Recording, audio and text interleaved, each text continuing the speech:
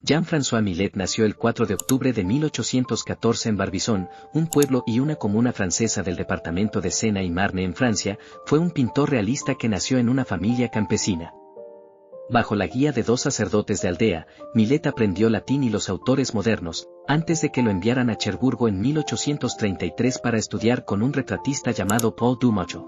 Para el año 1835 estudiaba a tiempo completo con Lucien Théophile Langlois, un pupilo del barón Gros, en Cherburgo. Langlois y otros lo apoyaron económicamente para que pudiera trasladarse a París en 1837, donde estudió en la Escuela de Bellas Artes con Paul Dalorac. En 1839 acabó su aprendizaje y lo primero que presentó al salón fue rechazado. Más adelante estableció amistad con Constant Royal, Narcisse Díaz, Charles Jacques y Théodore Rousseau, artistas que, como Millet, serían relacionados con la escuela de Barbizon. Todos ellos le ayudaron y tuvieron un papel determinante en la decisión de abandonar definitivamente aquella ciudad lúgubre y caótica, según sus propias palabras, que nunca le había agradado. Aparte de sus costumbres campesinas y su carácter rudo, no congeniaba con el tipo de vida parisiense y regresa a Cherburgo para comenzar una carrera como retratista.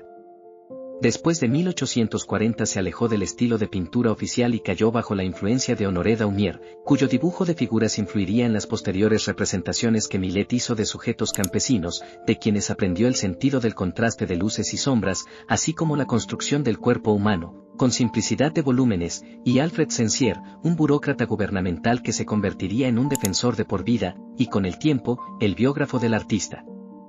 En 1847 obtuvo su primer éxito en el Salón, con el cuadro Edipo bajado del árbol, y en 1848 el gobierno compró el Aventador. En la década de 1850, observa a los labradores en los años democráticos de la Segunda República y es de una melancólica gravedad, y sobre todo de denuncia social, las obras, Los parias, El sembrador, Mujeres cargando leña, e incluso en obras más tardías como El hombre de la azada. Este énfasis en señalar el esteticismo sentimental de sus resignados trabajadores de la tierra dio lugar a frecuentes rechazos de sus obras, que según sus críticos, debería revisarse e intentar mantener un equilibrio correcto en la valoración de su arte. En 1841 se casó con Pauline Rogetty Ono y se trasladaron a París. Después de ser rechazado en el Salón de 1843 y de que Pauline muriera por tuberculosis, Millet volvió de nuevo a Cherburgo. En 1845 Millet se trasladó a El Havre con Catherine Lemaire, con la que se casaría en una ceremonia civil en 1853, tendrían 9 hijos, y seguirían juntos durante el resto de la vida de Millet.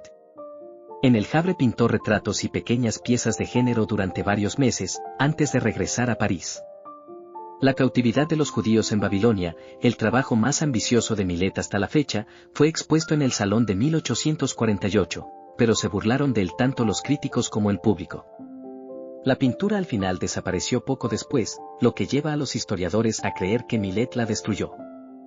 En 1984, científicos del Museo de Bellas Artes en Boston radiografiaron la pintura de Millet del año 1870 titulada La joven pastora buscando pequeños cambios, y descubrieron que fue pintada sobre la cautividad de los judíos en Babilonia.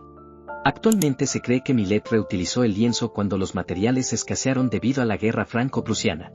En 1849 Millet pintó Segadores, un encargo del Estado. En el salón de aquel año expuso Pastora sentada al borde del bosque, un óleo muy pequeño que marcó su alejamiento de los previos temas pastorales idealizados, en favor de un enfoque más realista y personal.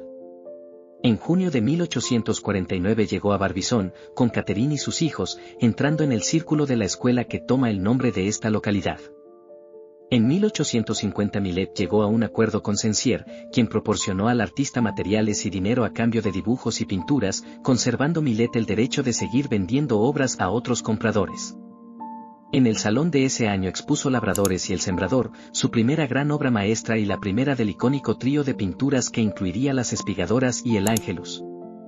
Desde 1850 a 1853 Millet trabajó en Segadores descansando, una pintura que él consideraría la más importante y en la que más tiempo trabajó. Concebida para rivalizar con sus héroes, Miguel Ángel y Poussin, también era la pintura que marcó su transición desde la representación de imaginería simbólica de la vida campesina a aquella de las condiciones sociales contemporáneas. Fue la única pintura a la que puso fecha, y fue la primera obra que cosechó reconocimiento oficial, una medalla de segunda clase en el Salón de 1853. El autor buscará retratar a la gente humilde y campesina en un gesto de admiración por la gente pobre del mundo rural, seduciendo a los republicanos y exasperando a la burguesía por tratar esto como tema central en su obra. A pesar de que hubo críticas diversas de las pinturas que expuso en el salón, la reputación y el éxito de Millet crecieron a lo largo de la década de 1860. A comienzos de la década fue contratado para pintar 25 obras a cambio de un estipendio mensual durante los siguientes 3 años, y en 1865 otro patrón, Émile Gabet, comenzó a encargarle obras al pastel para una colección que alcanzaría con el tiempo las 90 obras. En 1867 la Exposición Universal albergó una gran muestra de su obra, con las espigadoras, el Ángelus y plantadores de patata entre las pinturas expuestas. Al año siguiente Frederick Harman encargó 4 estaciones por 25.000 francos y Millet fue nombrado Caballero de la Legión de Honor. En 1870 Millet fue elegido jurado del Salón. Más tarde ese año, él y su familia huyeron de la guerra franco-prusiana, trasladándose a Cherburgo y Greville, y no volvieron a Barbizon hasta finales de 1871. Sus últimos años estuvieron marcados por el éxito financiero y creciente reconocimiento oficial, pero fue incapaz de completar los encargos gubernamentales debido a su situación de salud delicada. El 3 de enero de 1875 se casó con Catherine en una ceremonia religiosa. Millet murió el 20 de enero de 1875.